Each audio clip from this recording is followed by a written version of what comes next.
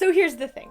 Moana 1 was about women healing women, overcoming patriarchal suppression, discovering who you are on the inside, and fulfilling a sense of self-efficacy. Moana 2, on the other hand, was a discounted repetition of the same story as Moana 1, but substitute the women healing women with some generational trauma. And all of the magic was missing from Moana 2.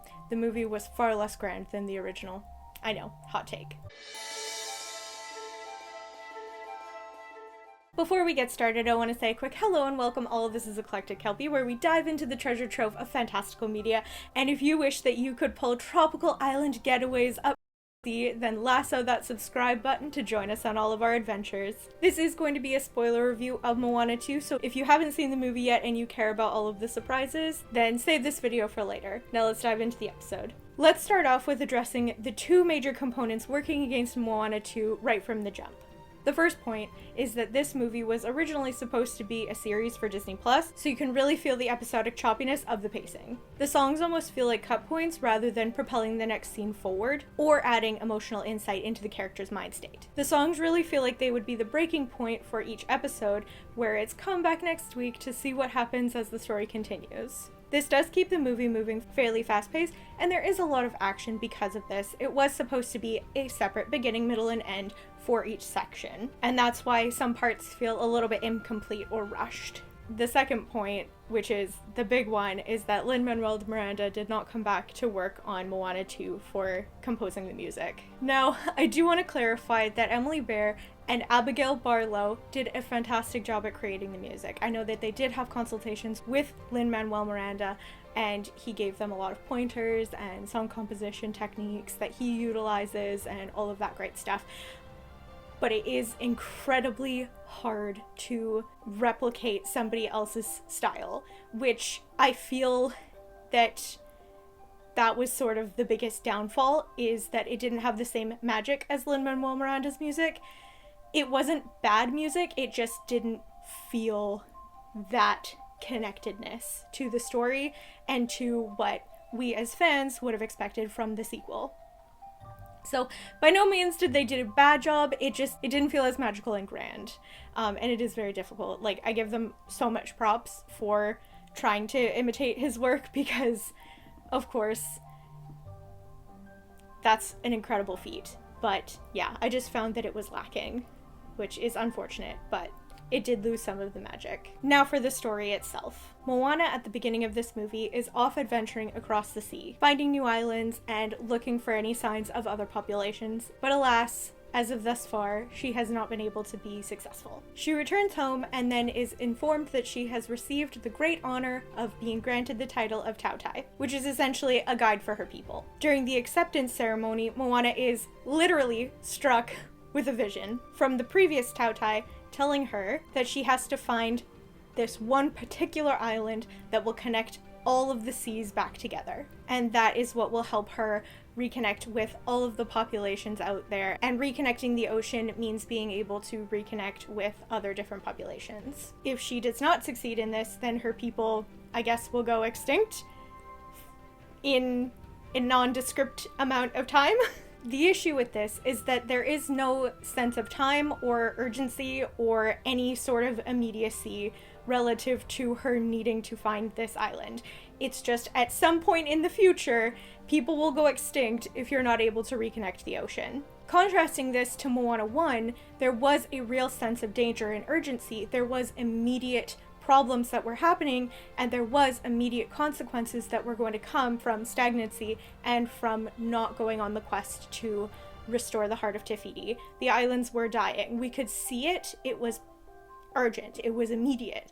So there was stakes. There was need to go. There was a push.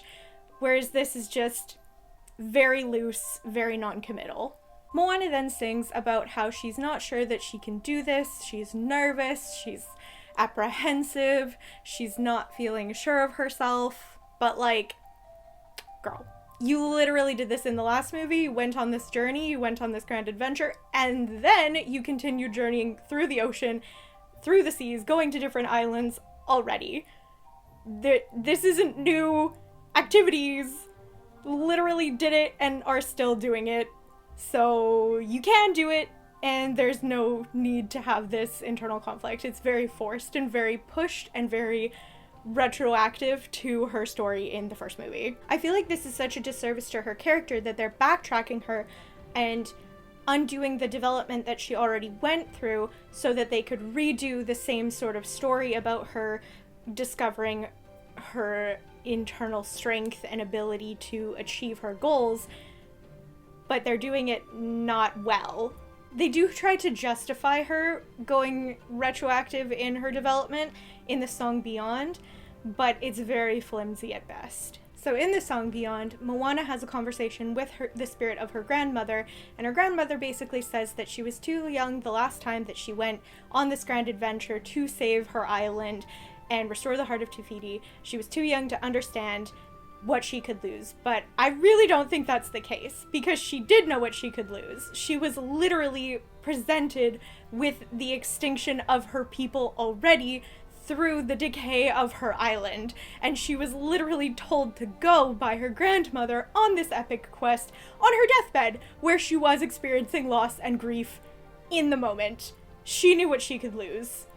And also, she was 16 in the first movie and 19 in the sequel, so realistically, she's still very young. I think it's just very flimsy, and it's a very poor excuse to take away some of her character development so that they can redo it just for the purposes of making a sequel. I think this line was supposed to be a commentary on when we grow up, we do develop more of a sense of safety and risk analysis, and our prefrontal cortexes have developed enough to be able to sort of decide, okay, this doesn't seem like a safe behavior and I'm not going to do it because this could maybe kill me. So I can understand from that perspective in terms of like, oh, you were too young to be able to do that risk assessment. But again, she's also still very young, but more importantly is that she was exposed to that perspective loss in the first movie, and quite literally very in her face with her grandmother on her deathbed. So this statement of, oh, your risk assessment has better developed, you know what you can lose, but she also knew what she could lose. Anyways, I could rant about it a little bit long, but there's no point. Very clear, very flimsy argument. It's also just such a huge insult to Moana's intelligence and critical thinking capabilities. I think that this internal conflict was an attempt to add stakes for Moana, but it just really fell flat and was a disservice to the development of her character and didn't feel natural from the first movie, where she had already done all of this work internally to have this sense of self-efficacy, to then shove her back down so that she could redo it just for capitalism and sequel. The other thing that really stood out in her song Beyond was the line that referred to her little sister. She says, "If I am not there to hold her hand, how will she grow to understand?" Girl, literally your mom is her mom, there to raise her, to teach her. Nonsense! I'm already not a big fan of the inclusion of Moana's little sister, but this just like really reinforces that fake internal conflict to have it be like, oh, I can't leave, like, you know, I don't know if I can do this, but like, no, literally, it's all very flimsy excuses. It all makes no sense. It's all just very, oh, I like need to have like this, like, oh, I can't do it, but oh, I'm going to, and I have to, and I can, and it's just very dumb. It just feels like fake internal conflict to pull her backwards, to redo the same development, and it's all very fake and shallow, and unnecessary to, it's quite literally undoing all of the amazing work that was done in the first movie. We'll take a quick positivity break, because I didn't hate the whole thing. Well, I didn't even hate it, I just strongly didn't like it. But we'll take a quick positivity break to talk about the few things that I did enjoy that were kind of fun in the movie. I did actually really enjoy the ensemble cast that came along with Moana on her adventures this time. I thought that they were pretty well developed characters as individuals, and they added a lot of like dialogue and back and forth, and it actually did feel like a positive inclusion, whereas in the first one Moana was more by herself and there was a lot more like internalization. This one is allowed to be externalized. I think that that's fine that they decided to do an ensemble, and I think they actually did a fairly good job. I also did appreciate the inclusion of the Kakamora character because it did add to the internal themes of the movie as a whole, with connecting and humanizing people and having that like diverse relationships with other cultures. So the ensemble cast for this movie was actually fairly well done. I also love that some of the ensemble really brought a lot more of emotional stakes to the movie. Like, it added, so if the theme is connecting people, then seeing the experience of this lack of connection and isolation and having the like bad things that are going on in this world because of the like isolation between populations, having the ensemble cast really did add to that emotional connection with those themes. So for example, there was a part in the movie where this character, Mani, fell into monster-infested water and is almost killed. His face and the reactions after that experience really hit hard. It's actually quite a beautiful cinematic moment in this cluster of unfortunate moments, but they actually take time to have him sit there and react, and it's very silent. He doesn't say anything. It's just all very well done animation in terms of his like body language and his facial expressions. It was a very beautiful moment where the scene actually lets it sink in and have real impact. Skipping forward to the end of the movie, after trying to fight the villain god Nalo, Moana ends up sacrificing herself to help restore the missing island that connects all the people of the ocean, and from her sacrifice, she is turned into a demigod. Although they don't explicitly say this in the movie, it's pretty clear what happens when all of her ancestors come and sing and cry over her body, and then she wakes up with magical tattoos and is a whole thing. And that could have been really cool, but the execution just felt like a really bad superhero movie. Especially with the end credits scene where Nalo is speaking with Matangi about how they're gonna get revenge and this isn't over and all of that stuff. It just felt like a very bad Marvel superhero origin story movie, and not at all like Moana.